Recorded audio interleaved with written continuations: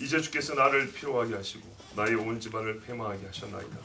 주께서 나를 시들게 하셨으니 이는 나를 향하여 증거를 삼으십니다. 나의 파리한 모습이 일어나서 대면하여 내 앞에서 증언하리이다. 그는 진노하사 나를 찢고 적대시하시며 나를 향하여 이를 갈고 원수가 되어 날카로운 눈초리로 나를 보시고 무리들은 나를 향하여 입을 크게 벌리며 나를 모욕하여 뺨을 치며 함께 모여 나를 대적하는구나. 하나님이 나를 악인에게 넘기시며 행악자의 손에 던지셨구나. 내가 평안하더니 그가 나를 꺾으시며 내 목을 잡아 나를 부서뜨리시며 나를 세워 관역을 삼으시고 그의 화살들이 사방에서 날아와 사정없이 나를 쏘므로 그는 내 콩팥들을 꿰뚫고 그는 내 쓸개가 땅에 흘러나오게 하시는구나. 그가 나를 치고 다시 치며 용사같이 내게 달려드시니 내가 굵은 배를 꿰매어 내 피부에 덮고 내 뿔을 티끌에 더럽혔구나. 내 얼굴은 울음으로 붉었고 내 눈꺼풀에는 죽음의 그늘이 있구나. 그러나 내 손에는 포악이 없고 나의 기도는 정결합니다. 땅 안에 피를 가리지 말라. 나의 부르짖음이 쉴 자리를 잡지 못하게 하라. 지금 나의 증인이 하늘에 계시고 나의 중보자가 높은 데 계시니라. 나의 친구는 나를 조롱하고 내 눈은 하나님을 향하여 눈물을 흘리니 사람과 하나님 사이와 인자와 그 이웃 사이에 중재하시기를 원하노니 수년이 지나면 나는 돌아오지 못할 길로 갈 것입니다. 아멘. 하나님 말씀 에베소서 4장 13절에 보면 우리가 다 하나님의 아들을 아는 것과 믿는 것과 아는 일에 하나가 되어 온전한 사람을 이루어 그리스도의 장성한 분량에 충만한 데까지 이르자 그랬습니다. 그리고 베드로후서 3장 18절에도 우리 주 곧 구주 예수 그리스도의 은혜와 그를 아는 지식에서 자라가라 그랬습니다.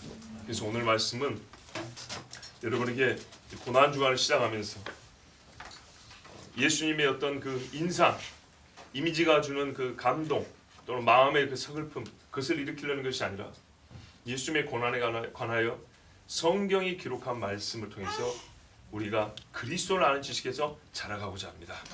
예, 애기도 아멘 한 거죠? 예, 그렇습니다. 자, 여러분 그런데 그리스도를 아는 지식에 자라감에 있어서 하나님은 예수께서 이 땅에 오시기 전부터 말씀에 다 기록을 해놓다 했고 특별히 선지자를 통하여 자세히 기록을 해놨습니다. 성경에는 여러 예수님의 예표와 모형의 역할을 감당한 사람이 있습니다.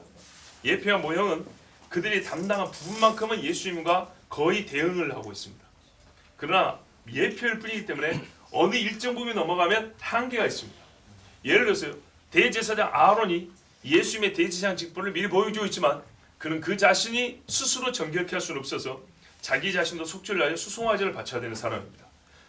맞습니까? 예, 다윗이 왕 대신 예수님을 예표하지만 그는 바세바를 가늠하고 우리아를 죽여서 하나님 앞에 회개해야 됐던 인물입니다. 예수님은 회개할 필요가 없었습니다.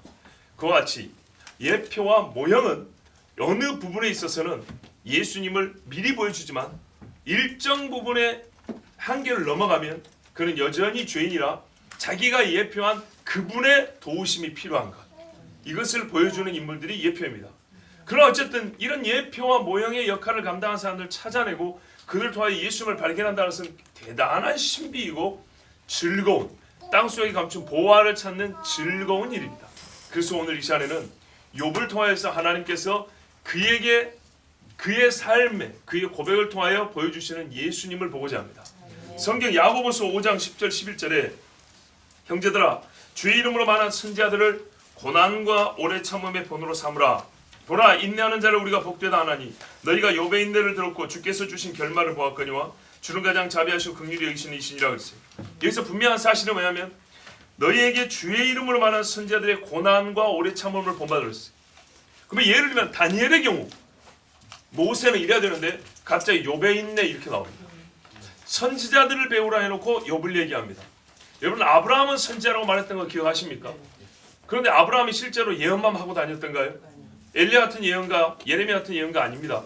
그러나 그의 사역에 있어서는 이 땅을 향한 하나님의 말씀의 선포자, 그 입에 하나님의 말씀이 있었기 때문에 그의 삶에는 분명한 우리의 구세주를 향한 뭡니까? 먼저 보여주는 삶의 행로가 있었기 때문에 그를 선지자라고 그랬습니다. 그렇다면 여러분 야고보서 말씀에 따르면 선지자의 인내를 배우라 하면서 예를 든 사람, 예증을 든 사람은 욥입니다. 그렇다면 욥은 우리에게 선지자의 역할을 한 사람입니다. 어떤 의미일까요? 의인의 고난당함. 성경에 의인이라고 불리는 사람은 사실은 많이 있지만 대표적으로 노아, 욥, 다니엘입니다. 그 셋 중에 하나입니다. 여러분 예수님을 예표하는데 아론 같은 우상 숭배자도 예수님의 예표가 되었습니다.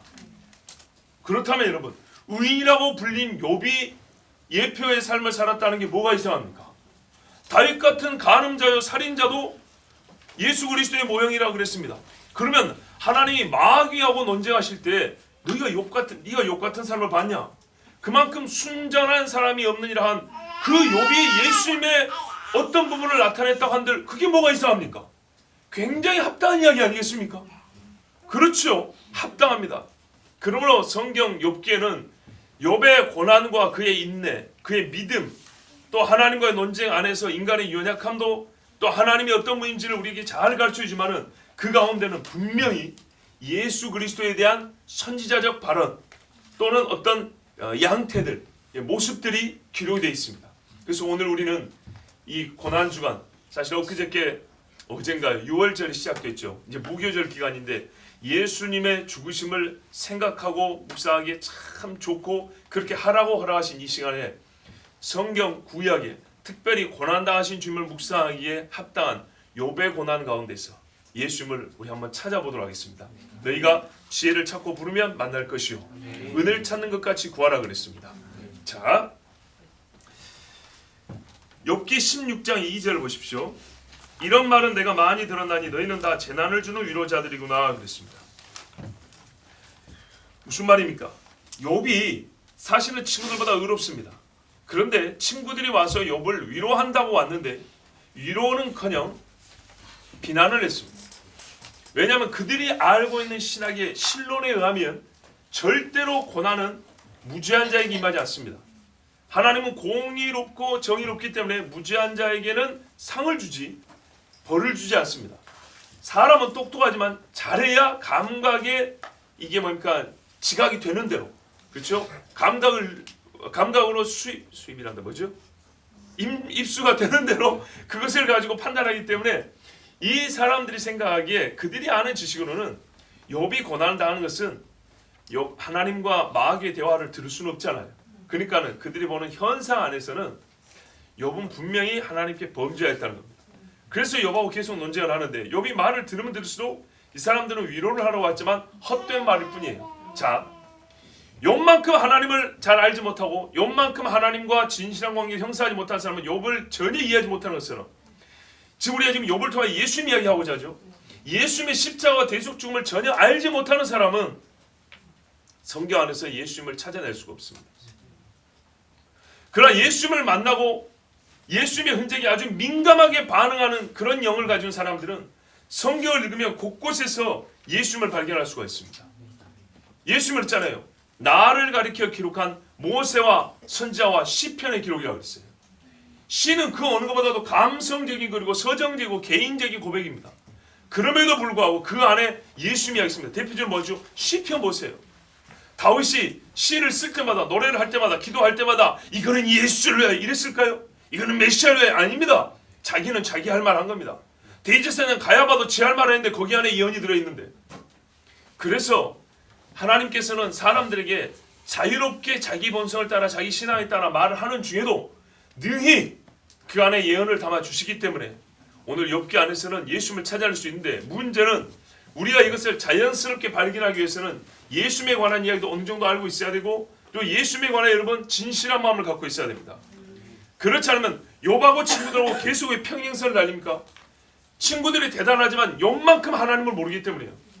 욥이 만난 하나님을 알지 못하기 때문에 이 사람들은 욥 이상의 말을 할 수가 없었어요. 전혀 이해가 안 되는 겁니다. 그러니 뭐부터 안 돼요? 고통당하는 사람을 위로하는 일부터 불가능한 거예요. 예수님에 대해서도 그가 성인군자니 도덕자니 혁명가니 별의별 소리를 하지만 예수님의 십자가 보혈을 알지 못하기 때문에 하나 쓸데없는 예수 위로쟁이가 되는 거예요. 그런 소리는 예수님한테 위로도 되지 않아요. 십자가 달린 예수님 앞에 쓴 포도주를 쓴 것만 못하다 이 말입니다.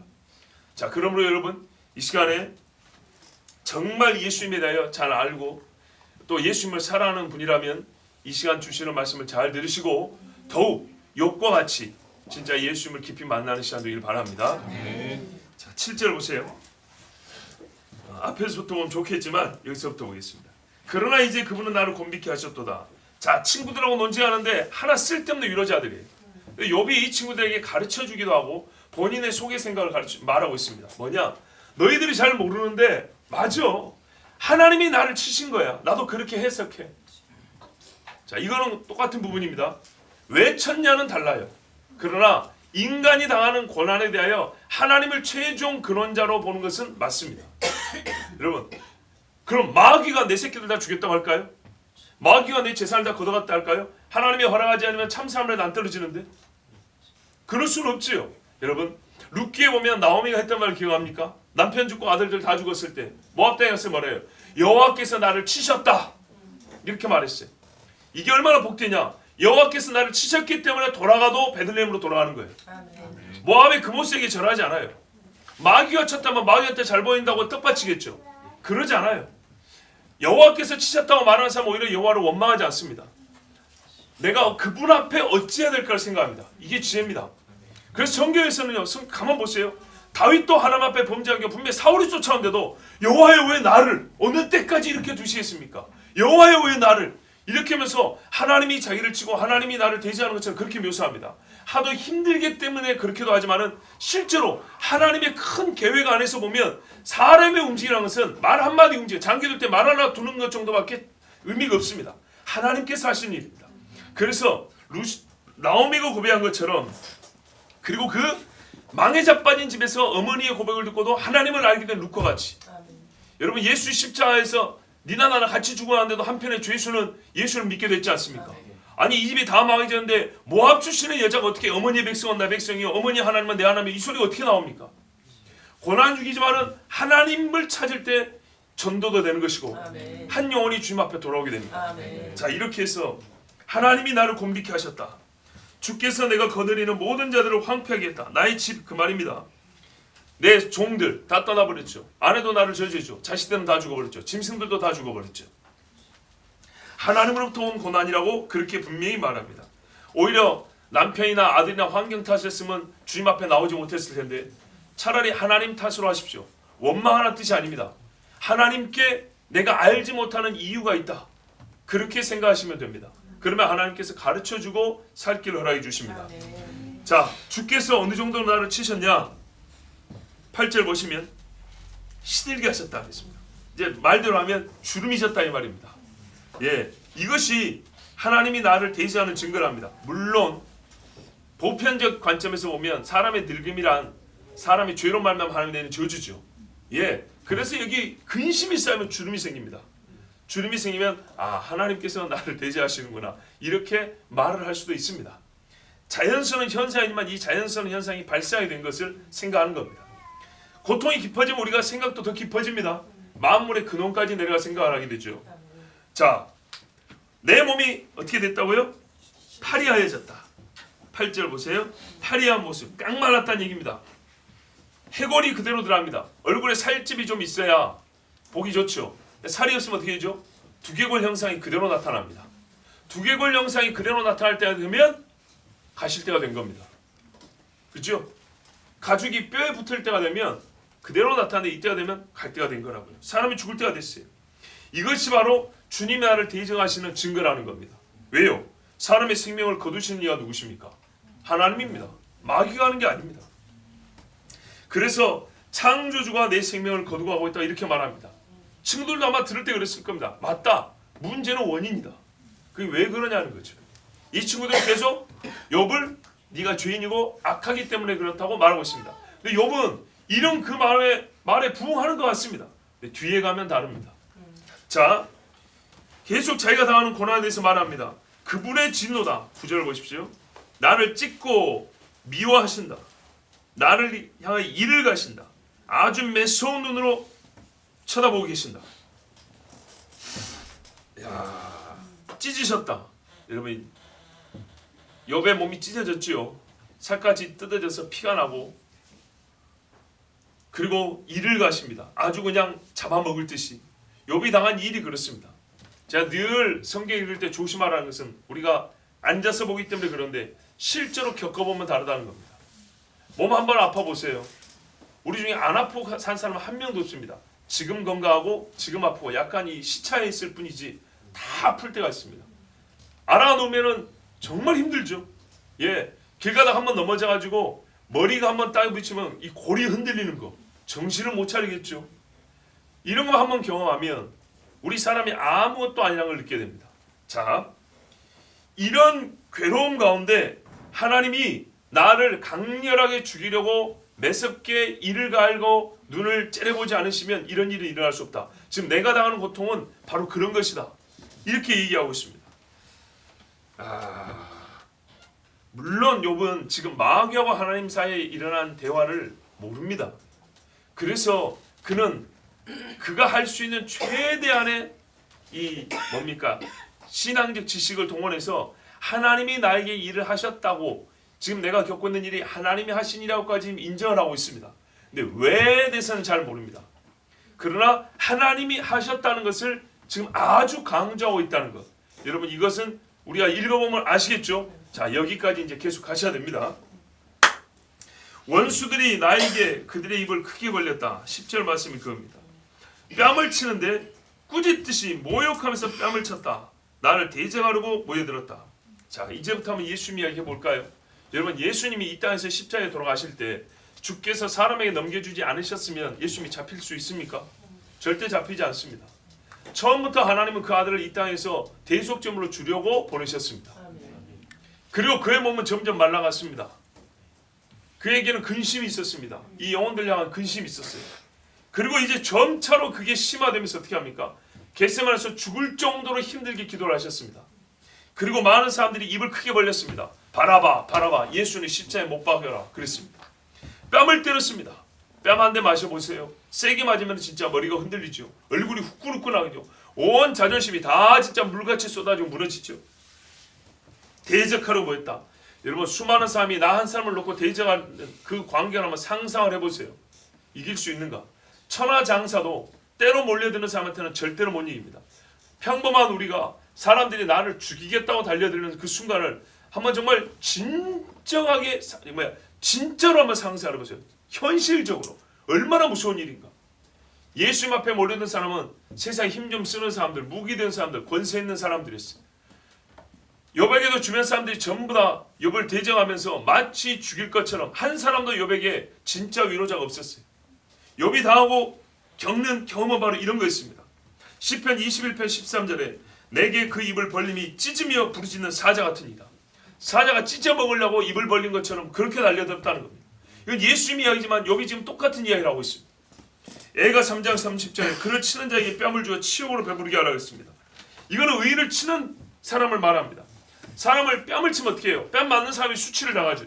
그런데 의인을 칠 경우에는 친 사람이 배가 부른답니다. 때리면 때릴수록 그 수치를 내가 줬잖아요. 그래서 자기가 먹는 꼴이 된다는 말입니다. 그래서 나중에 하나님은 뺨을 때린 자가 수치를 당해야 합니다. 실제로 예수님 뺨을 때린 사람이 어떻게 됐습니까? 나중에 얼굴을 걸고 피신길을 떠나고 자기 자식이 죽임을 당하고 예루살렘에 무너집니다. 그토록 예루살렘인데 싹 없어져 버렸습니다. 예루살렘이 없을 때 유대인들은 다 부끄러워했습니다. 자, 하나님께서 11절 보십시오. 나를 악인에게 넘기시며 행악자의 손에 던지셨구나. 자, 실제로 욥이 지금 그를 죽이겠다고 온 사람은 없습니다. 그가 죽어가는 것을 보고 조롱하는 사람이 있어도, 그러나 그 고통을 어느 정도로 지금 표현을 하고 있냐. 그 고통이 어느 정도로 크냐면 마치 누가 칼을 들고 나를 죽이려고 오는 것 같다. 당신들이 내 앞에서 위로한다고 있지만은 그렇지 않냐고, 당신들은 나를 죽이려는 악인과 다를 바 없다. 내 앞에서 이렇게 나를 하나님의 정죄받은 자로서 판단하는 것은 나를 죽이려고 달려드는 사람과 사실은 아무 차이가 없다. 이렇게 말을 합니다. 경건하지 않은 자들, 악인들입니다. 하나님께서 넘겨주셨습니다. 하나님이 욥을 경건하지 않은 친구들 앞에 두셨습니다. 조롱하는 아내는 병들 때나 죽을 때까지도 함께한다 했는데 이 아내마저도 하나님을 저주하고 혀깨 물고 죽어버리라 그랬습니다. 헤롯과 빌라도에게 예수님을 넘겨줬습니다. 그 전에 대제사장들에게 넘겨줬습니다. 누가요? 하나님이. 베드로가 사도행전 2장 23절에 설교할 때 그가 하나님께서 정하신 뜻과 미리 아신 대로 내준 바 되었거늘 너희가 법 없는 자들의 손을 빌려 못 박아 죽였다 그랬습니다. 하나님이 미리 아신 대로, 하나님이 미리 정하여 기록해 놓으신 대로 대제사장과 헤롯과 빌라도 같은 사람들에게 예수님을 넘겨줬습니다. 그래서 예수님이 죽임을 당한 겁니다. 지금 마치 욥은 말합니다. 친구들이 왔는데 하나님이 나를 너희 같은 놈들한테 넘겨준 꼴이다. 너무너무 힘들다는 얘기입니다. 내가 평안하였더니 12절 보십시오. 그가 나를 꺾으셨다. 산산이 쪼개셨다. 내 목을 낚아채고 부서뜨리고 관역을 삼으셨다고 했습니다. 욥이 그전에 얼마나 평안했습니까? 자식들은 생일마다 모여가지고 서로 잔치하고 즐거워하고 욥은 평안히 잠을 자고 혹시 아이들이 하나님 앞에 죄 지었을까 봐. 이건 믿음이 없는 게 아니라 믿음이 있는 겁니다. 믿음 없는 사람은 회개기도 안 합니다. 혹시 죄 지었을까 안 합니다. 성경이 뭐라 그래요? 믿음 있는 사람은 자기를 돌아보아 그러죠. 너도 혹시 죄 지은 것인가? 갈라디아서 말씀입니다. 욥의 평안함을 하나님께서 그를 던지심으로 산산이 쪼개져 버렸습니다. 여러분 성령께서 예수님을 광야로 넣으셨습니다. 광야에서 40일간 마귀에게 계심을 당했습니다. 하나님께서 몽둥이를 들고 망치를 든 사람들에게 넘겨주었습니다. 횃불을 들고 예수님의 얼굴을 비춰보고 침뱉고 뺨 때리고 조롱하는 사람들, 갈대로 머리를 치고 가시로 머리를 찌른 사람들에게 넘겨주었습니다. 그래서 예수님의 몸이 찢겨졌습니다. 피부가 찢어 열려졌어요. 욥도 예수님도 살점이 쪼개서 흩어졌어요. 살이 뜯겨져서 땅에 흩어졌어요. 욥도 예수님도. 이거 골이라 그러죠. 네. 제가 알기로는요, 우리 살은 뼈에 붙어 있잖아요. 인대로 해가지고. 골은 이 안에 마치 자궁수에서 애가 돌아다니는 것처럼 이게 뼈에 붙어 있는 게 아니랍니다. 그래서 흔들거린대요. 쿵 하면 흔들. 그 정신을 못 차린대. 골이 흔들려요. 사지가 부들부들 떨려요. 그래서 골이 흔들리면 컨트롤 안 되니까 어떻게 해요? 온몸이 부들부들 떨립니다. 못의 관역이 예수님의 손이요 발이었습니다. 여러분 목 끝이나 화살 끝이나 뭐가 다릅니까? 화살촉 끝이나 뾰족하게 찌르는 것은 똑같습니다. 13절 보십시오. 그의 화살들이 사방에서 날아와 사정없이 나를 쏘았다. 그래서 어떻게 해요? 콩팥도 찢어져 버렸고 쓸개를 땅에 쏟아져 버렸다. 땅에 쏟아 흘러나와요. 우리가 예수님이 몽둥이를 맞을 때 겉에만 생각하면 곤란합니다. 채찍이 맞으셨고 살점이 떨어지고 피가 흐른다고만 생각하면 곤란합니다. 여러분 사람이 많이 맞으면 어떻게 돼요? 내장이 터집니다. 권투선수들 주먹에 맞으면 어떻게 해요? 피오줌을 쌉니다. 교통사고 나보세요. 핸들을 세게 부딪히면 어떻게 해요? 장파일로 죽습니다. 그러지요. 예수님의 고통을 겉에서 채찍을 맞았고 뺨 맞았다고 해서 겉에서만 피가 나고 상처가 났다고 그게 쓰라리겠다 이렇게 생각하면 정말 오산입니다. 사람이 스트레스만 많이 받아도 속에 내장들이 녹아내립니다. 단장의 슬픔이라는 게 뭡니까? 창자가 끊어진다는 겁니다. 우리가 실제로 스트레스를 많이 받고 신경과민은 어떻게 돼요? 속에 병이 생기잖아요. 제 기능을 못해요. 녹아내리는 겁니다. 예수님이 그 하나님께 버림받은 고통 속에 이 죄인들 자기를 따르던 사람이 다 배신하고 떠나고 침뱉고 모욕하고 만왕의 왕을 그렇게 됐을 때 그 심령에는요 삼위일체 하나님이 분리될 수 없으나 분리되는 고통을 당하는 그 동안에는요 이 속의 것들은 100% 기능을 발휘하고 겉에서만 피가 나고 겉에서만 뼈가 이렇게 꺾이고 그랬을 것 같습니까? 그렇지 않습니다. 속의 상황을 우리가 생각해야 돼요. 여러분 주먹으로 눈을 맞았는데 껍질만 붓고 눈 알은 서 있을까요? 땀방울이 핏방울같이 쏟아질 때는 어느 정도로 힘을 내야 되겠어요? 우리가 조금만 힘을 줘도 실패줄하고 눈이 충혈된다는데 속이 상하잖아요. 핏줄이 터지잖아요. 욥의 고난도 그러고 예수님의 고난도 그랬습니다. 속에 쓸개가 터져서 속에서는 써요. 안은 얼마나 힘든지 몰라요. 맹장이 터져도 사람이 못 산다는데 여러분 간은 웬만해서 애리지도 않는데 간이 애리는 고통이라고 생각하세요. 폐가 숨을 못 쉽니다. 쪼그라듭니다. 얼마나 힘듭니까? 그런데도 불구하고 얼마나 더 큰 고통을 당했냐. 14절을 보세요. 터진 곳이 다시 터지게 했답니다. 그런 말입니다. 치고 다시 친다는 거면 터진 데를 또 찢어버리고 또 찢어버리고 또 부딪히고 또 때리고 있다니. 그 고통이 이루 말할 수 없습니다. 용사같이 달려드신다. 여러분 이게 용사는 원문에는 거인입니다. 무슨 말이냐. 사람을요 두들패면 어떻게 자빨질지죠. 자빨지는 다음에 모욕을 준다고 어떻게 하죠? 발로 밟지요. 발로 밟는데 거인이 밟는다고 생각했어요. 키 4m짜리 거인이 밟으면 몸무게가 얼마나 나갈게요? 한 1톤 나갈 겁니다. 사람이라도. 그러면 그 엄청난 무게로 사람을 밟아요. 왜요? 그걸로 묻어버리려고. 땅을 파서 묻는 게 아니라 밟아서 땅속으로 집어넣어버리는 거예요. 땅이 열릴 정도로 밟아버리면 사람 어떻게 될까? 으깨져 버립니다. 그 정도로 욥이 지금 힘들다는 거예요. 그냥 피부병 정도로 생각하면 철저하게 오산입니다. 잘못 생각한 겁니다. 겪어보지 않으니까 남의 것도 너무 쉽게 말하면, 욥이 지금 당하고 있는 것은 이렇게 설명해야 이해가 되는 고통입니다. 맞은 데를 또 맞고 살점이 뜯어져 나오고 속에 있는 내장들은 다 녹아내리고 진짜 겨우 숨이 붙었고 자빠지는데 거기에 거인이 발로 지근지근 밟고 있는 거예요. 이래서 땅속으로 집어넣어 버린다고. 밟아서 땅 밑으로 들어가고 흙이 덮일 때까지. 예수님이 당한 고통이 이런 고통입니다. 시편 22편 10절에서 21절에 예수님이 당한 고난을 얼마나 잘 말해주고 있습니까? 시간이 많이 가니까 제가 그 중에 잠깐 몇 구절을 읽어드립니다. 22편 12절에 많은 황소가 나를 의sam해 바산의 힘센 소들이 나를 둘러쌌다 그랬어요. 그리고 부르짖는 사자처럼 나를 향해 입을 벌렸다 했어요. 물이 쏟아졌고 뼈가 어그러졌고 밀랍같이 마음 속의 것들이 녹아내렸다 그랬어요. 힘이 말라 질그릇족하고 힘을 쓸 수가 없어. 내 혀가 입천장에 붙었다. 주께서도 나를 죽음의 진토 속에 두셨나이다.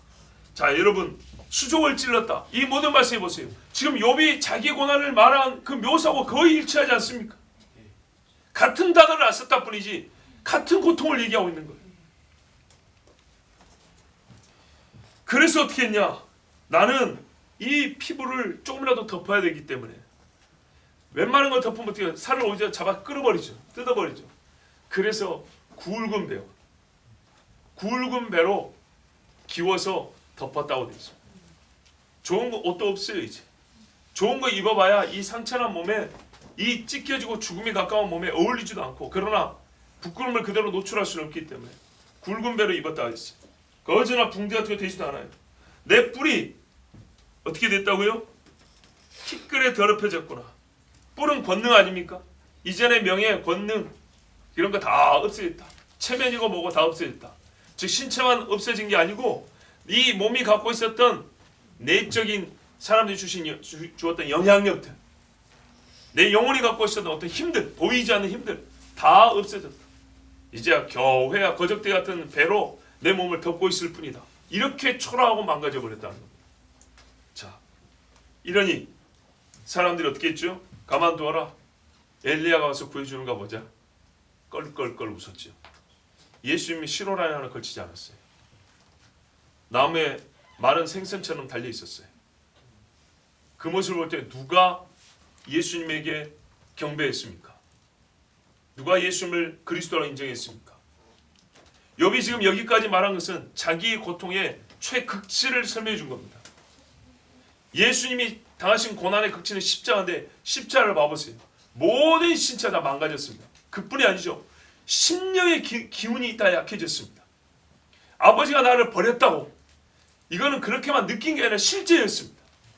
그렇게 버림을 당하여 우리를 대신하여 죄를 짊어진 대속주가 될 수 있기 때문에 예수님은 완전히 아버지 앞에 버림을 당한 고난을 겪었습니다. 욥은 지금 아무도 자기를 도와주지 않습니다. 하나님도 자기를 버렸다고 생각합니다. 그런데요, 이 안에 역설이 있습니다. 여러분, 예수님의 십자가를 보면 분명히 아버지께 버림을 받았습니다. 엘리 라마 사박다니, 분명히 버림을 받았습니다. 그러나 예수님이 마지막에 뭐라고 기도하고 돌아가시죠? 그렇죠. 아버지요, 내 영혼을 아버지께 의탁합니다. 이게 얼마나 말이 안 되는 모순인가 생각해 보세요. 엘리 라마 사박다니, 나의 하나님 어찌하여 나를 버리셨나이까. 그래서 사람들이 조롱했죠. 엘리야 와서 구해준 거 보자고. 그런데 불과 잠시 후에 하는 말은 하나님 내 영혼을 아버지께 의탁합니다. 버림받은 자가 아니네요. 저주받은 자가 아니네요. 예, 이게 역설입니다. 모순은 서로 말이 안 되는, 역설은 서로 반대로 거스른 것 같이 보면 그 안에 신비, 진리가 들어있는 것입니다. 예수는 우리의 죄를 위하여 죽으셨기 때문에 그는 죄인으로 버림을 받았지만 영원하신 하나님의 아들로서 그의 죄 없으심으로 말미암아는 그는 하나님께 의탁할 수 있는 분이었습니다. 욥이 마찬가지입니다. 16절 보세요. 이제 욥은 죽음이 가까웠습니다. 얼굴이 울음으로 더럽혀졌다고 했습니다. 눈물로 상했답니다. 여러분, 사람 눈물이 흐르면 얼굴이 더럽어진가요? 우리 번역에는 붉었고 돼 있죠. 이건 매우 잘못된 번역입니다. 얼굴이 상했다는 겁니다. 눈물이 마르면 얼굴이 상합니다. 소금기가 있죠. 거기다 땀이 섞이면 얼굴이 더 상합니다. 피가 흐르면 더 상합니다. 먼지가 쌓이고 오염이 되면 더 상합니다. 그래서 소위 때국물이 얼굴에 붙어있으면 어떻게 돼요? 얼굴은 아주 천해져 버립니다. 십자가 달린 예수님의 얼굴이 어쨌다고 생각하십니까? 피가 멈췄을까요? 땀이 흐르지 않았을까요? 여러분 손 들고 10분만 서 있어 보세요. 땀 흐른가 안 흐른가? 엎드려 받치 하고 남자들 원사폭격하고 5분만 딱 머리 박아보세요. 땀이 흐른가 안 흐른가? 십자가에서 6시간. 온몸에 물이 숨에 다 빠지고도 남을 시간입니다. 거기다가 피가 흘렸어요. 맞아서 얼굴은 앞에 보이지도 않아요. 입에 힘이 들어서 침도 이제 흘러요. 슬프고 괴로워서 눈물도 나요. 얼굴을 알아볼 수 있겠어요? 내 눈꺼풀 위에는 죽음의 그림자가 있으니 사람의 생명에 비친 얼굴에 눈에 있다 그랬는데 예수님도 욥도 말하기를 나는 곧 죽는다 합니다. 이렇게 힘들게 사는 사람이 이렇게 큰 고통을 당하고 있는데 어떻게 사람이 생명을 지켜나갈 수 있겠습니까? 그래서 욥의 최종 말은 뭐냐면 친구들아 너희가 나를 이렇게 비난하고 조롱하는 동안에 나는 죽는다. 곧 있으면 죽는다. 내 눈꺼풀을 봐라. 너희가 하도 나에게 말도 안 되는 소리니까 내가 대답을 하지만 내게 호흡이 얼마나 남아있다고 생각하냐. 시편 69편 10절 20절 내가 곡하고 금식함으로 내 영혼을 경계했더니 그것이 도리어 나의 욕이 되었으며. 곡하고 금식하면 사람이 어떻게 해요? 눈물이 흐르고 몸이 야위죠. 그랬더니 이것을 가지고 사람들이 하나님 앞에 기도하는구나 이렇게 하지 않고 죄가 많아서 피골이 상접했구나 이렇게 해석하는 사람들이 있어요. 회방이 내 마음을 사하여 근심이 충만하니 긍휼히 여길 자를 바라나 없고 안위할 자를 바라나 찾지 못하였나이다. 그 예수님 이야기인데 욥의 이야기도 똑같습니다.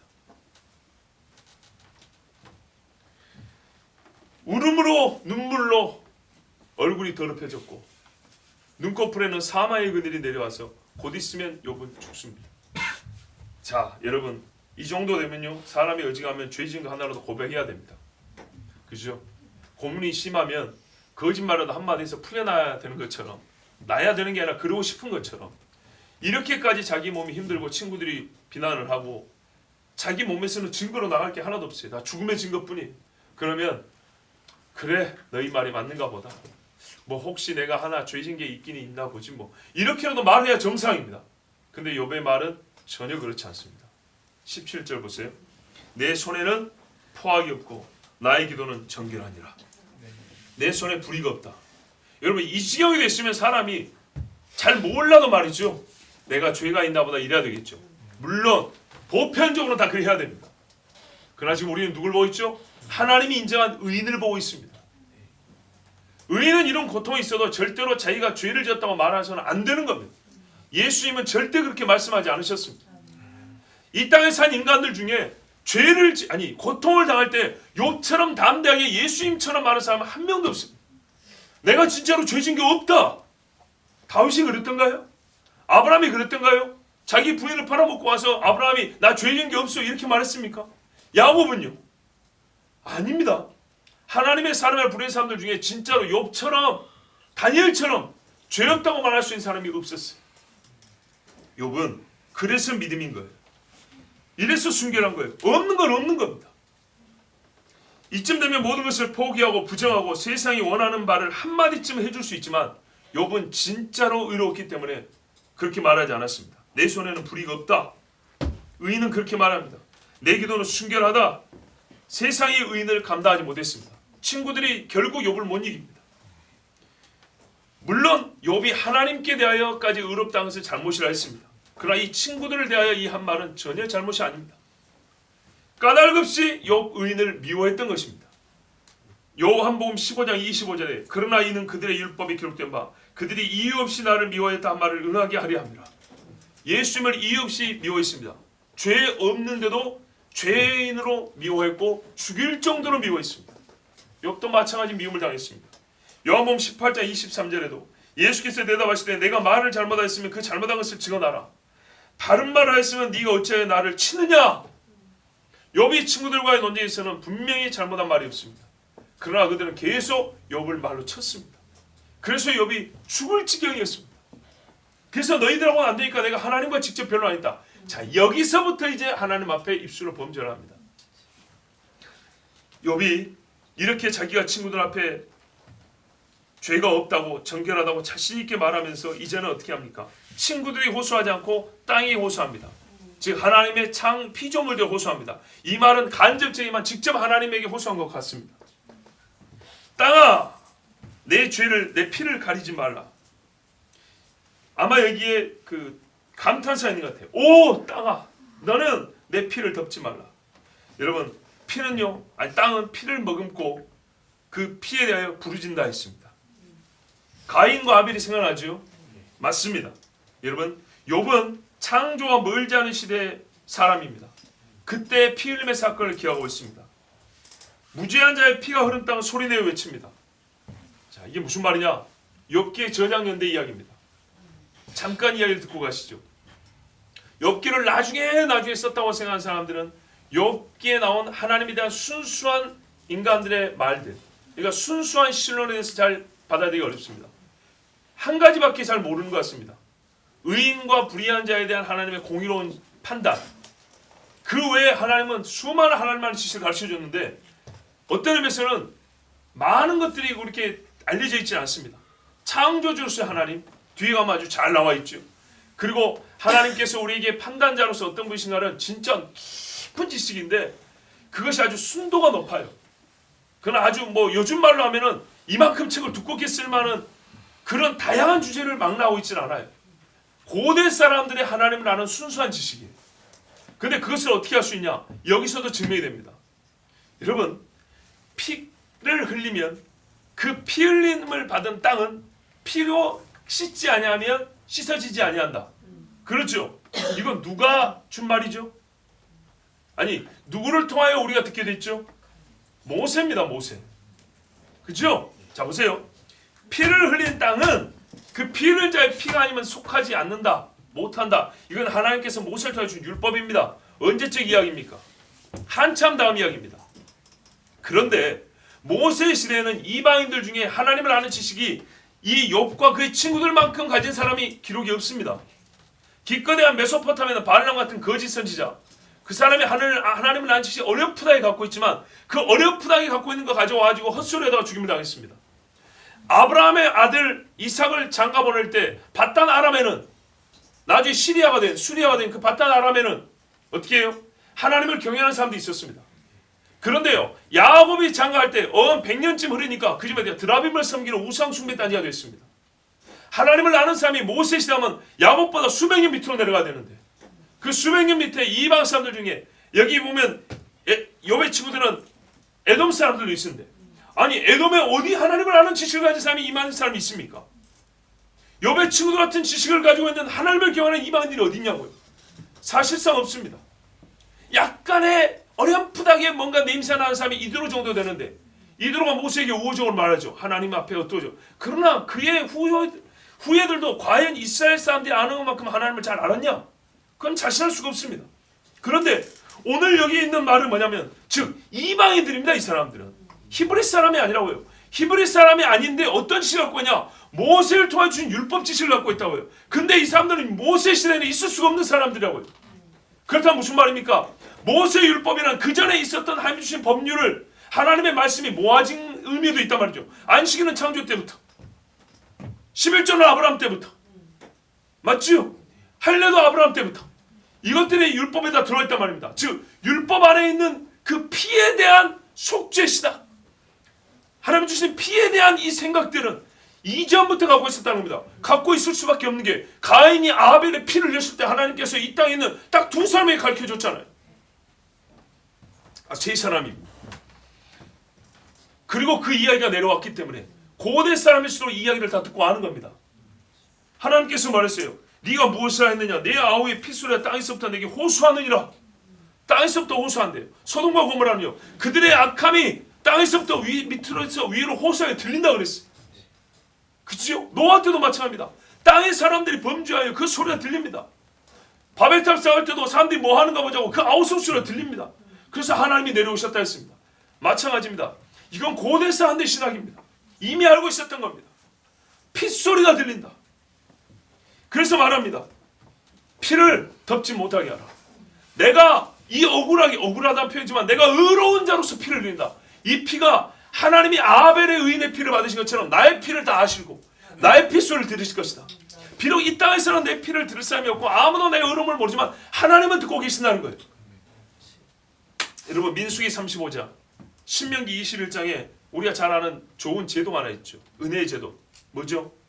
도피성 제도입니다. 자, 한번 여쭤보겠습니다. 도피성 제도를 읽을 때 무엇을 핵심상으로 보아야 합니까? 바꿔 말하면 이 제도가 주어진 가장 근본적 이유, 그게 뭘까요? 예? 붙잡는 거. 또요.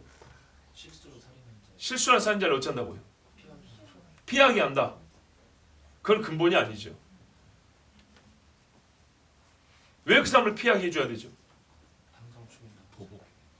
그 사람이 죽임 당하는 것은 정당합니까? 불법입니까? 하나님 앞에 가보세요. 도피성 제도 올 때 우리가 죄 지었을 때 하나님께서 피할 길을 주십니다. 감사합니다. 이 가기 전에 생각해보세요. 왜 피할 길이 필요하냐고. 과실로 사람을 죽여도 그 사람은 피값을 치러야 되기 때문입니다. 피값은 반드시 피로 치른다는 공의의 법칙이 있기 때문입니다. 자, 보세요. 도피성은 과실치사로, 이게 과실치사의 죄, 과실로 사람을 죽인 자를 보호하는 성입니다. 왜 이 성이 필요하냐? 비록 과실로 사람을 죽였다 하더라도 죽은 자의 가족, 피해 보수자가 쫓아와서 죽이면 할 말이 없다는 겁니다. 아시겠죠? 고의로 사람을 죽입니다. 피값은 피로 치른다는 하나님의 공의의 법칙인데 고의로 사람을 죽인 사람은 재단에서라도 끌어다 죽여버려야 했어요. 아시겠죠? 실수로 죽인 사람은 조건부로 보호를 해주는 겁니다. 원칙은 하나입니다. 피는 피입니다. 이는 이고. 그래서 고의로 죽인 사람은 재단에서 끌어다가 그 피를 흘리게 할 것이고 과실로 죽인 사람은 피값을 치러야 되는데 조건부로 그에게 살 수 있는 기회를 주겠다는 겁니다. 과실을 생각했어요. 그 조건이 뭡니까? 시간과 장소의 조건이 있고요. 조금 더 깊이 보면 중보자의 조건이 있습니다. 장소는요. 아무 데가 아닙니다. 지정된 장소입니다. 6개의 성이 있습니다. 그까지 달려가다가 잡히면 죽는 겁니다. 나의 달려갈 끝까지 가십시오. 그런데요. 거기에 들어가서 이 사람이 누리는 건 뭡니까? 성 안에서만 자유롭게 삽니다. 그리고 또 어떤 경우는 이마저도 과실로 사람을 죽인 것마저도 억울한 경우는 재판을 받게 해줍니다. 재판의 기회가 주어집니다. 그런데 과실하고 거짓말했으면 잡아 죽이고요. 과실이 맞다 또는 다른 사람이 죽인 게 억울하다면 풀어주거나 도피성에서 계속 살게 해줍니다. 그러나 이 도피성 삶은 힘든 겁니다. 왜요? 내 가족과 떨어져 있어야 됩니다. 어느 때까지죠? 그 죄 지을 때에 당해 제사장이 생존하는 시간까지. 그러면 이게 놀라운 겁니다. 제사장이 죽으면요. 내가 죽습니까? 아니죠. 거꾸로 제사장이 죽으면 내가 완전 자유롭습니다. 피해 보수자가 내 피를 못 찾습니다. 그가 내 피를 흘리면 이제 그는 그의 독립적 죄로 죽어야 됩니다. 나는 자유입니다. 그래서 이게 중보자적 요소가 있다는 겁니다. 대제사장이 이 사람을 위해서 피를 흘려주진 않아요. 그런데 보세요. 대제사장의 죽음이 이 사람의 자유를 주는 거예요. 이 안에 대원칙이 뭐라고요? 피는 무조건 피라는 거예요. 이게 대원칙입니다. 그래서 과실치사자라 할지라도 자연 상태에서 내버려두면 유족들이 와서 찔러 죽어버리거나 몽둥이로 쳐 죽여버리면 그거는 할 말이 없어요. 그러나 과실 경우는 조금 봐줄만 하죠. 그래서 무지한 자로 여기지는 않냐고 중보자격인 대제사장과 하나님이 주신 정해진 장소 안에 머물므로, 즉 하나님의 법 안에서 주어진 조건 안에 머물므로 그가 생명을 보존할 수 있는 게 한 것이 도피성이에요. 도피성이 필요한 이유가 뭐라고요? 피는 피로 갚아야 된다는 대원칙입니다. 자, 그렇기 때문에 하물며 그럴진데 사람을 과실로 죽여도 조건부가 아니면 그 사람을 죽여도 이거는 공의에 맞는 것입니다. 근데 거꾸로 악인이 의인을 고의로 죽였다면, 의로운 사람들끼리 실수 죽인 것, 이게 뭐 가장 그래도 좀 뭐랄까요, 불의함이 좀 덜하다고 할까요? 그런데 악인이 의인을 고의로 죽인 경우, 이 경우에 그 피해에 대해 하나님은 어떻게 하실까요? 반드시 갚게 하겠죠. 실수로 사람을 죽인 경우도 조건부에 합당하지 않으면 그 사람 죽어야 되는 것인데, 고의로 악인이 의인을 죽인 건 반드시 핏값을 갚아야죠. 예루살렘이 왜 무너졌습니까? 선지자들 죽인 핏값입니다. 예수님이 죽인 핏값입니다. 이 악인들이 한 소리를 들어보세요. 백성이 다 대답하여 이르되 그 피를 우리와 우리 자손에게 돌릴지어다. 이런 저주받을 소리를 했어요. 실수로 사람을 죽여도 원칙은 그 피를 흘려야 되는 것입니다. 감히 어디라고 분명히 고의적으로 죽이면서도 자기들 입으로 또 한 말이 그 피가 예 우리와 우리 자손에 돌리십시오 그랬어요. 유대인이 방랑한 것은 예수님을 죽인 것만이 이유는 하지만 절대적인 인과의 상관성이 있다는 거 아셔야 됩니다. 그들이 말한 것을 하나님은 어디다 버렸다는 얘기입니까? 예수님의 피 흘린 그 피값을 누구한테 하나님이 물으셨다는 얘기입니까? 이탈리아 사람한테 물을까요? 조선 사람한테 물을까요? 아닙니다. 애굽의 400년 종살이, 바벨론 70년 포로 생활이 그 이후까지 이어졌습니다. 예수 죽인 다음에는 거의 2000년입니다. 이 죄에 대해서는 분명히 우리가 짚고 나갑니다. 물론 서구나 한국에서는 이스라엘 사람들이 핍박당하고 학살당한 것을 예수님 죽인 죄로만 꼭 그것으로만 해석해서 유대인을 비하하고 반유대주의 감정을 고조시키는데 써먹는 것은 우리의 잘못입니다. 그러나 그렇다고 해서 우리가 한쪽이 틀려서 그걸 반대로 한다고 해서 분명히 유대인들이 죄 지은 것을 또 죄 없다고 하거나 그들의 입술로 자기들의 입으로 한 말을 우리가 그것을 간과해버리면 안 됩니다. 저들이 보기에 우리는 메뚜기 같고 우리는 저들의 밥이라. 그놈들은 다 죽었어요. 그래 너희는 밥이라고. 그러나 여호수아 갈렙은 아니라 저들이 우리의 밥이라고 했어요. 하나님이 너희 말이 내 귀에 들린 대로 해주는데 감히 하나님의 아들을 못 박아 죽인 것에 대하여 사도들이 설교한 거 들어보세요. 너희가 하나님의 아들 못 박아 죽였다고 그랬어요. 너희가 하나님의 아들 못 박아 죽였다고 몇 번을 반복합니까? 그런데 우리가 그들을 죄 없다고 할까요? 고상한 척하지 마세요. 그의 피를 우리와 우리 자손들이 받겠습니다. 돌리십시오. 반드시 그렇게 해줬습니다. 2000년 동안 나라 없이 떠돌아가고 죽임을 당해서 그 피값이 거 분명히 받습니다. 그 피를 누구에게 묻는단 말입니까? 눈에 생명의 기운이 떨어지 않은 욥은 자신의 피에 대하여 땅이 잠잠하지 말라고 했습니다. 자신을 아벨과 동일시한 겁니다. 그러면 예수님의 피에 대하여 땅은 결코 잠잠하지 않았습니다. AD 70년에 예루살렘 무너졌습니다. 여러분 그 무너진다는 소리도 누가 했습니까? 예수님이 했죠. 뭐라고 했어요? 자기 죽음을 가리켜서 얘기했잖아요. 예루살렘아 예루살렘아 악하기 제 새끼를 품을 것처럼 너희를 품으려고 내가 선지자를 몇 명을 보냈냐. 지금도 내가 왜 왔느냐. 그러나 너희가 받지 아니하고 그들을 다 죽였다. 성전에서까지 죽였다 그랬어요. 왜 예수님이 그 이야기 합니까? 그 책임을 누가 져야 되죠? 너희가 져야 되는 겁니다.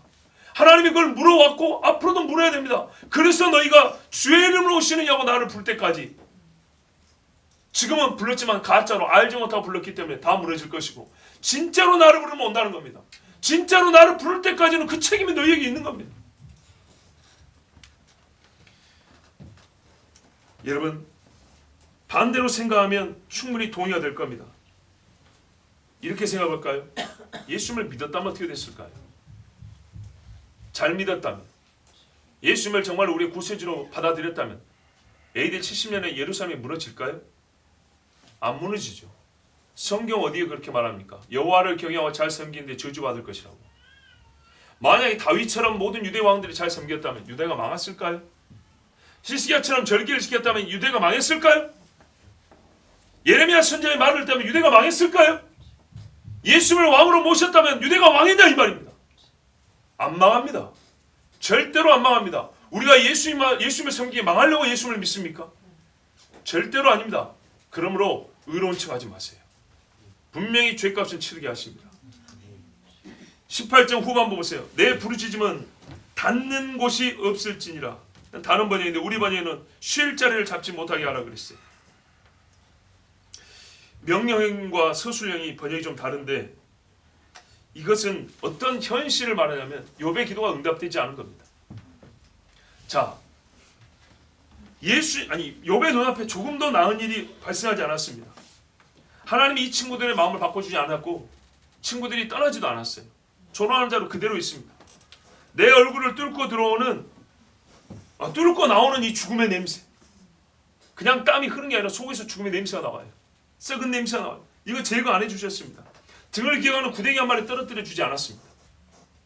나의 행한 것과 전혀 상관없는 고통이 나를 죽음으로 몰아가지만은 나의 이 고통을 제거하고 구해달라는 기도는 응답해 주지 않았습니다. 현재 상황 하나님은 응답 안 해줬어요. 예수님께서 기도하신 걸 기억나시죠? 마태복음 26장 39절에 조금 나아가서 얼굴을 땅에 대시고 엎드려 기도하여 이르시되 내 아버지여 만일 할만하시거든 이 잔에서 지나가게 하옵소서. 지나가겠습니까? 안 했습니다. 그러나 나의 원대로 마시옵고 아버지의 원대로 하옵소서. 그래서 결국 예수님은 아버지에게 벌을 받았습니다. 고통을 그대로 당했습니다. 이 잔, 죄인이 받아야 될 잔을 그대로 다 받았습니다. 순수한 그리스도 예수님의 기도, 닿는 곳이 없는 그리스도의 외침입니다.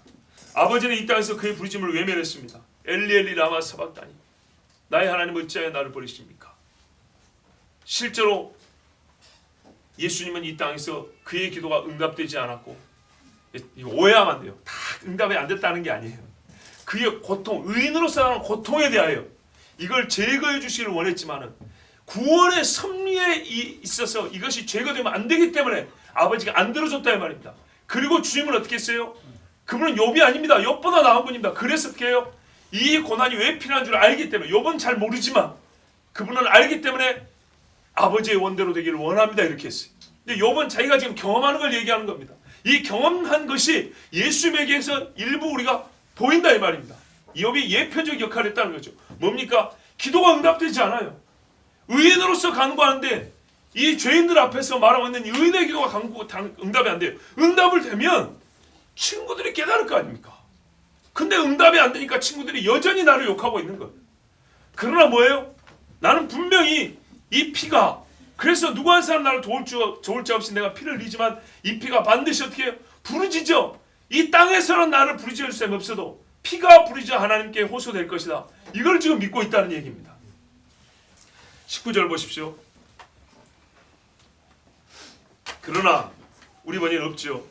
이제 보라, 나의 증인이 하늘에 계시며 나의 기록이 높은 곳에 있다. 우리 번역은 중보자가 높은 곳에 있다고 했죠.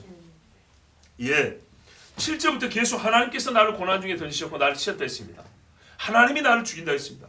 그러면서도 나의 증인이 하늘에 계신다고 합니다. 여러분, 계신다, 물건을 계신다고 하지 않습니다. 어떤 공식이나 원리도 계신다고 하지 않습니다. 나보다 높은 인격자, 존재를 계신다고 그럽니다. 하나님 여호와를 말하는 겁니다. 여호와가 하늘에 계시고 나의 증인입니다. 그가 나를 고통 중에 던졌지만 그분이 나의 증인입니다. 예수님과 성부 하나님의 관계를 보십시오. 나를 십자가에 던지시면서도 아버지가 나를 영화롭게 하고 또 영화롭게 하셨나이다. 응답이 들리기를 그래 내가 너를 영화롭게 하고 영화롭게 하였다. 나의 기록이 높은 곳에 있다. 나의 중보자가 높은 곳에 있다. 여러분, 중보자가 중보하기 위해서 뭐가 필요하면 증거가 필요합니다. 변호인이 증거가 필요합니다. 그 사람의 옳다는 증거 기록이 되어 있습니다. 각 사람의 행위가 행위록이 기록이 되어 있다고 했습니다. 놀랍죠? 이것도 모세도 갖고 있었던 지식입니다. 생명책에서 나를 지워주시옵소서. 놀라운 이야기입니다. 저기 요한계시록에 기록된 이 말씀을 모세가 이미 갖고 있습니다. 욥도 말합니다. 기록을 가지고 있다. 나의 중보자는 내 기록을 갖고 있어 나를 변호해 줄 거다. 내 친구들은 내가 뭘 했는지 알지 못해. 시편 40편 6절에서 8절에 우리가 전에도 많이 들은 이야기입니다. 주께서 이 땅에서 예물을 기뻐하지 아니하시고 번제와 속죄제를 요구하지 아니하신다. 그래서 주께서 원하시는 때에 내가 왔는데, 기쁨을 왔는데 나를 가리켜 기록한 것이 두루마리 책에 다 있나이다. 내가 이 뜻 하나님의 뜻 행하기를 즐기오니 주의 법이 나의 심중에 있나이다. 예수께서 이 땅에 즐거움으로 왔다 그랬습니다. 예수께서 사실 이미 다 기록이 되어 있고 그 기록을 알고 마음에 새겨서 내려왔다 했습니다. 그것은 죽음이 들어있습니다. 근데 그걸 기뻐했다 했고, 하나님께서 말씀하신 기록이 어떻게 해요? 하나님은 선지자를 통하여 우리 눈에 보게 또한 기록을 남겨주셨습니다. 여러분, 성령의 감동이라고 생각할 때 거꾸로 한번 생각해 보세요. 이 땅에 육신의 눈을 볼 수 있도록 기록을 남겨주셨으면 이것은 성령의 감동으로 주신 것인데, 성령이 어디예요? 예, 하늘에. 말하자면 우리의 오늘의 이 표현법을 하면 하늘에 먼저 기록이 되어 있고 그 기록을 사람에게 감동을 주셔서 기록하겠다는 말입니다. 예수님이 이것을 미리 보고 두루마리책에 이미 기록이 되어 있었고 그래서 기쁨으로 왔답니다. 여러분, 예수님이 이 땅에 오기로 작정됐을 때 어디 어떤 인간이 두루마리책에 기록이 됐다는 얘기입니까? 하나님의 두루마리에 기록됐다는 얘기입니다. 그래서 이것을 보고 예수님이 오셨다 했습니다. 요한복음 14장 18절 20절에 내가 너희를 고아와 같이 버려두지 아니하고 너희에게로 오리라. 조금 있으면 세상은 다시 나를 보지 못하지만 너희는 나를 보리니 이는 내가 살았고 너희도 살겠습니다. 그날에는 내가 아버지 안에 너희가 내 안에 내가 너희 안에 있는 것을 너희가 알리라고 했습니다. 이거는 장래에 있을 일이죠. 이건 역시도 다 예비되고 기록된 말씀들입니다. 그리고 이것을 예수님은 미리 아셨으므로 제자들이 가르쳐 주셨습니다. 자, 나의 증인이 하늘에 계시고 그 증인이 중보자로서 내가 할 일을 모두 나의 의로운 일을 기록해 두셨다. 그러므로 나의 중보자는 하늘에 계시다. 이렇게도 말이 됩니다. 자, 놀랍지 않습니까? 그분이 나를 치고 그분이 나를 죽인다고 하는데 그분이 나의 중보자고 그분이 나의 증인이랍니다. 예수님이 하고 똑같죠. 그리고 세상에 이렇게 말할 수 있는 사람이 어디 있습니까? 정말로 참으로 예수를 믿는 사람이나 돼야 이렇게 말할 수 있지. 욥은 친구들이 알지 못하고 안 해도 부정하는 자기의 의로움을 하늘에 계신 하나님께서 증언해 주시고 내 행위를 다 기록했다고 믿고 있습니다. 기록의 내용에 대하여 자신하고 있습니다. 대단한 믿음입니다. 정말로 대단한 믿음입니다. 여러분 다시 예수님을 생각해 보십시오. 세상이 알지 못하는 그의 의로움에 대하여 성경이 미리 말씀했습니다. 일찍부터 하늘에 기록되어 있던 말씀들입니다. 시편 69편 8절 9절에 내가 내 형제는 객이 되고 내 모친의 자녀는 외인이 되었나이다. 주의 집을 위하는 열성이 나를 삼켜 주를 회방하는 회방이 내게 미쳤나이다. 가족도 친구도 형제들도 다 욕하지만 주의 집을 향한 열성, 이걸 누가 알리요? 이건 하나님 앞에 의롭다 임을 받았습니다. 도적의 소굴로 바꾼 걸 다시 깨끗하게 하는 것은 하나님이 의롭다는 일입니다. 이것이 미리 기록되어 있었습니다. 이뿐입니까? 시편 69편 21절 28절에도 저희가 쓸개로 나의 식물로 주며 갈할 때에 초로 마셨사니 보세요. 먼저 기록되어 있었죠. 저희 앞에 밥상이 올무가 되게 하시며 저희 평안이 덧치되게 하소서. 봐보세요. 아까 제가 그들이 벌받은 게 왜 맞는지 봐보세요. 나에게 초를 마신 그들에게 뭐라고 하냐면 저희 앞에 밥상이 올무가 되고 저희 평안이 덧치되게 하라고 했어요. 이게 일어나야 되는 겁니다. 저희 눈이 어두워 보지 못하게 하시며 그 허리가 항상 떨리게 없어서. 허리가 왜 떨립니까? 디스크 때문에요? 아니요. 두려움에 떨리는 겁니다. 주의 분노를 저희 위에 부으시며 주의 맹렬하신 노로 저에게 미치게 하소서. 왜요? 저희가 쓸개를 나의 힘으로 줬기 때문입니다. 저희 거처를 황폐하게 하시며 그 장막에 거하는 자가 없게 하소서. 대저 저희가 주의 치신 자를 핍박하며 주께서 상케 하신 자의 슬픔을 말하였사오니. 보세요. 예수님은요 우리의 대속죄물에서 아버지는 그를 치신 거예요. 그러나 인간은 자기 죄로 예수님을 쳤어요. 그 자기 죄로 침에 대하여 미리 기록해 놓은 거예요. 저들의 집이 황폐하게 해달라고. 돌에 남지 않게 해달라고. 저희 죄악의 죄악을 더 정하사 주의 의에 들어오지 못하게 하소서. 그치요? 악인은 의인의 장막에 들어오지 못하리로다. 저희를 생명칠수 도말하사 의인과 함께 기록되게 마소서. 보십시오. 예수님과 함께 기록될 수가 없어요. 욥과 노아와 다니엘과 함께 기록될 수가 없어요. 이것이 무슨 말씀이죠? 의인 예수님을 친 죄인에 대한 미리 기록된 말씀입니다. 예수님은 이대로 죽으셨고 예수님을 죽인 이 사람들은 이 말씀대로 형벌을 받았습니다. 예수님이 옳았습니다. 욥이 맞았습니다. 예수님을 고발한 자들은 악하고 욥의 친구들이 틀렸습니다. 그래서 욥기 16장 19절은 맞습니다. 지금 나의 증인이 하늘에 계시고 나의 중보자가 높은 데 계시니라. 내 친구들이 나를 조롱합니다. 20절 보십시오. 조롱하고 내 눈은 하나님을 향하여 눈물을 흘리는도다. 욥은 친구들과 거칠게 논쟁했습니다. 그러나 그 와중에 눈물로 하나님 앞에 호소했습니다. 친구들이 계속 조롱했어요. 뭐라고 말합니까? 아니다. 내가 잘못한 게 없다. 아니다. 지금 이것은 하나님이 의롭지만은 나를 뭔지를 모르지만 날 치는 거다. 눈물로 호소했어요. 그러나 이 친구들은 비웃었어요. 나사로가 죽었을 때 저가 얼마나 나사로 살아야했는가. 그러나 다른 죽은 사람은 살리더니 나사로의 병을 못 고쳤단 말이냐 하고 사람들이 혀를 차면서 조롱했습니다. 예수님이 그게 똑같습니다. 예수님이 어떻게 해요? 하늘 향하여 오르러 기도하시고 나사로야 나오라 했습니다. 십자가에서도요. 저가 남은 구원하였으니 자기를 구원하라. 그랬습니다. 여러분 예수님의 눈에 눈물 담아 분명히 흘렸을 거라고 생각해요. 그 앞에 어머니를 보고 육체를 입은 예수님이 어떻게 이 땅의 아들 중에 어떤 아들이 눈물을 흘리지 않을 수 있겠어요. 그런데요. 한편의 죄수는요. 그 조롱하는 가운데 회심을 했습니다. 제비를 뽑고 옷을 찢어나가는 사람들 가운데 백부장은 회심을 했습니다. 누가복음 24장 46절에 예수께서 큰 소리로 불러 이르시되 아버지 내 영혼을 아버지 손에 부탁하나이다 하고 이 말씀을 하신 후 숨지시니라. 아멘. 사람들은 조롱했지만 예수님은 끝내 하나님을 찾았습니다. 욥은 끝내 하나님 앞에 눈물을 흘렸습니다. 분명히 하나님이 나를 치게 맞습니다. 그래서 다른 데서 구함을 구하지 않았습니다. 그는 하나님께 구함을 요청했습니다. 하나님 앞에 눈물을 흘렸습니다. 잘 모르겠지만 나는 분명히 하나님 앞에 의로운 삶을 살았고 하나님께서 나의 의로움을 기하고 계심으로 내가 호소할 이는 하나님밖에 없다. 예수님의 두 마디를 기억하세요. 엘레리 라마 사박다니와 나의 아버지여 내 영혼을 아버지 손에 의탁하나이다. 이 두 마디는 의인의 죽음에 대하여 우리가 깊이 묵상해야 되고 이게 이해가 돼야 예수님의 죽음을 아는 겁니다. 욥은 예수님이 아니기 때문에 정확히 이렇게 말할 수는 없습니다. 그러나 거의 근접하게 의인이었던 욥은 예수님이 하실 말씀과 겪으실 일을 미리 보여준 것으로서 우리는 구약성을 읽으면서 예수님을 알 수가 있습니다. 구약을 읽고 예수님을 보고 예수님을 통해 구약을 비춰보는 것처럼 제사제도 지금 우리 제사 지내는데 뭐하러 듣습니까?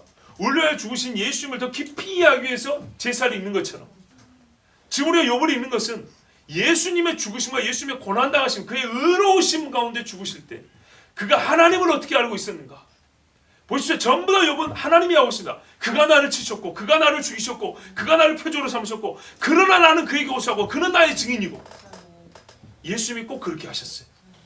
그것이 욥이 가능했다면 어찌 예수님이 불가능하겠습니까? 그런데 알량하게도 어떤 사람은 예수는 그저 인간으로 예수님은 고난을 당하지 않으셨고 예수님이 기절했으며 수많은 예수님에 대해 생각해 준다고 하는 말이 욥의 친구들처럼 헛된 위로일 뿐입니다. 그들은 이 대속 죽음의 역사를 가운데 나타나면 구원의 신비를 모르기 때문에 아무리 좋은 예수님에 대한 이미지를 만들고 그림을 그려내고 영상을 만들어도 그 사람들은 예수님을 모르는 거예요. 예수님이 아는 하나님, 욥이 만난 하나님을 모르는 거예요. 21절입니다. 오 사람이 자기 이웃을 위하여 변호하듯이 누군가가 사람을 위하여 하나님께 변호한다면 몇 년이 지나면 나는 돌아오지 못할 길로 갈 것이다. 다른 번역입니다. 우리 번역에는 무슨 말이냐면 내가 곧 죽을 것이니까 죽기 전에 중보자가 중재를 해줬으면 좋겠다. 이것이고요. 다른 번역은 사람이 변호한다면 나는 죽을 것이다 이 말입니다. 즉 사람 이상의 변호자가 필요하다는 뜻입니다. 어느 번역이 더 맞다고 보십니까? 우리 번역은 사람이 고통 중에 할 수 있는 소리라고 생각합니다. 시편이었잖아요. 주여 내가 떠나 없어지기 전에 나를 고치소서. 그런 맥락 안에서 주님 내가 곧 죽게 생겼으니까 누군가를 좀 세워주셔서 나를 좀 살려주십시오. 말이 되지요. 예, 말은 되지만 이게 바른 번역인가 자신할 수 없습니다. 너무나 다른 번역이 있습니다. 옛날에 킹제임스 번역이 그렇게 돼 있어요. 제 해석이 물론 틀릴 수 있지만 그 번역에 따르면 사람이 자기 이웃을 위하여 변호하듯이 누군가가 사람을 위하여 하나님께 변호한다면 만일 그렇게 된다면 몇 년이 지나면 나는 돌아오지 못할 길로 가볼 거다. 사람이 자기 이웃을 위해 변호할 때 어느 정도로 열심히 어느 정도 온전할 수 있겠습니까? 그런 식으로 하나님 앞에서 사람을 변호한다면 사람이 사람 앞에서 사람을 위해 변호하듯이 사람이 하나님 앞에서 사람을 위해 변호한다면 그건 온전한 변호가 되지 못해서 그 사람은 곧 없어져 버릴 거다.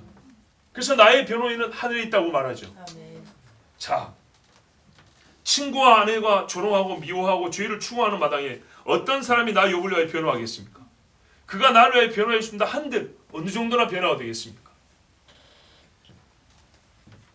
욥은 그런 변호를 하면 나는 살 수가 없다고 하나님 앞에서 눈물을 흘리면서 다시 앞을 보면 됩니다. 나의 피가 호소하고 나의 눈물을 하나님 앞에 흘리노라. 나는 나의 중보자, 나의 변호인이 하늘에 계신 줄 아노라. 이렇게 호소를 하는 것입니다. 여러분 21절 22절은 마치 이삭이 그리스도 예수님을 예표하지만 그리스도가 아닌 것처럼 욥이 그리스도의 모형이 돼 그리스도가 아님을 보여줍니다. 자, 2018년 9월 2일 날 예표의 대속자를 미리 보다라는 설교를 했어요. 기억력이 좋은 게 아니라 제가 찾아본 겁니다. 예표의 대속자를 미리 보다. 3년 전이죠. 무슨 내용이었냐면 이삭을 보십시오. 이삭이 아브라함의 독생자로서 아버지의 손에 죽임을 당합니다. 여러분 예수님의 이야기를 들을 때 그냥 아들이 죽는다고 보면 불안정합니다. 아버지의 손에 죽임을 당하는 겁니다. 아버지 아브라함이 자기 손으로 독생자를 죽입니다. 그런데 그 아들을 또 누가 살리죠? 아버지 아브라함이 살립니다. 아니 그러니까 하나님이 아버지를 통해서 못 죽이고 살리죠. 그러면 이걸로 끝났습니까? 아닙니다. 여기서 예수님을 예표하는 사람은 이삭입니다. 이삭인데 이삭을 위하여 하나님이 이 제단 위에 뭘 바치라 합니까? 대신하여 저기 순양 한 마리 걸려있는데 요거 잡아다 바치라 합니다. 분명히 이삭이 예수님을 예표합니다. 그러나 여기서 우리 알을 게 이것이 있습니다. 예표는 예표지 실체가 아니므로 그도 대속주가 필요하다는 겁니다. 그래서 우리가 예표를 읽을 때는 거기서 예수님을 다 읽을 수가 없고 예표로서만 읽는 것입니다. 딱 거기까지. 다윗이 예수 그리스도의 예표입니다. 그러나 여러분, 다윗이 영원히 다스리는 왕이었습니까? 다윗이 무지한 자였습니까?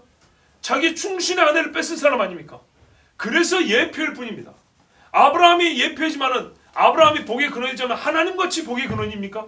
아닙니다. 먹을 게 없어서 애굽으로 곡식 찾으러 간 사람이 아브라함입니다. 그는 예표로서 우리에게 주는 역할이 있고 기능이 있지만은 그 이상은 아닙니다. 마찬가지입니다. 욥은 우리에게 의인의 고난당함을 가르쳐주는 예표입니다. 의인의 고난당함과 그 고난당한 의인에 대하여 하나님 주시는 상급에 관하여 예수께서는 하나님 보좌에 앉으셨고 사도와 순교당한 사람은 생명의 면류관을 받는 것이고 이것을 보여주는 미리 보여주는 사람이지 그렇다고 해서 그가 예수님은 아닙니다. 맞지요? 그래서 그 역시 뭐라 하며 끝에 가면 나는 중보자가 필요하다 말합니다. 사람과 사람 사이에서는 이보다 의로운 사람이 없어도 하나님과 나 사이에서는 나는 중보자가 필요합니다.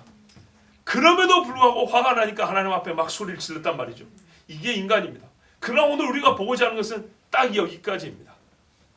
아하, 하나님께서 예수 그리스도의 죽으심에 관하여 수많은 희생 제물과 제사 제도를 통하여 가르쳐 주신 것 같이 이제는 짐승이 아니라 사람을 통하여 인격을 통하여 왕이신 분이 우리를 위하여 죽으셨고 아들이신 분이 우리를 위하여 죽으셨고 선지자로 이 땅에 오신 분이 우리를 위하여 고난을 당하셨고 의로운 분이 무죄한 자에게 핍박을 당하고 조롱을 당하고 죽임을 당했고 이것을 보여주는 다양한 국면에서 예수님을 보여주는데 욥을 통하여 의로운 자가 사람이 아닌 하나님에 의하여 침을 당하여 물론 욥이 당한 것과 예수님이 당한 건 의미가 다릅니다. 예수님은 구속을 위하여 그러신 것이지만 하여튼 의로운 자가 하나님에 의하여 인간의 이 육신의 눈으로 알 수 없는 신비로 가려진 그 하나님의 구속의 신비로 말미암아 하나님에 의하여 고난을 당하고 또한 하나님에 의하여 그가 중보를 받아 의롭다함을 인정을 받는구나.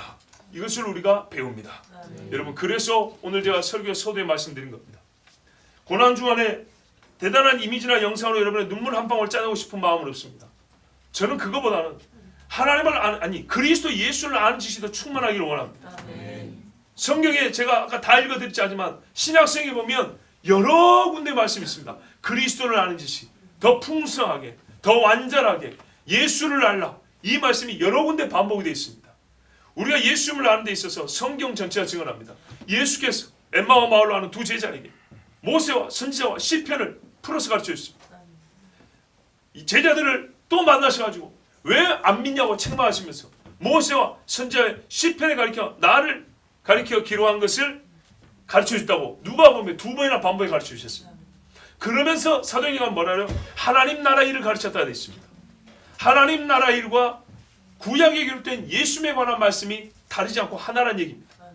여러분 그러므로 구약 성경에 기록된 하나님의 나라를 읽지 못하고 예수님을 읽지 못한 사람은 진짜 하나님 나라를 알지 못합니다. 맞습니까? 예. 그래서 우리는 예수님을 알기 위해서 구약 성경을 봐야 되고 이종이 오늘 의인 욥을 통하여 의로우신 예수님의 대속 죽음과 고난 당하심에 관한 하나님신 지식을 여러분에게 전하였습니다. 이 말씀을 그대로 받는 자가 복이 있을 줄 믿습니다. 기도하겠습니다.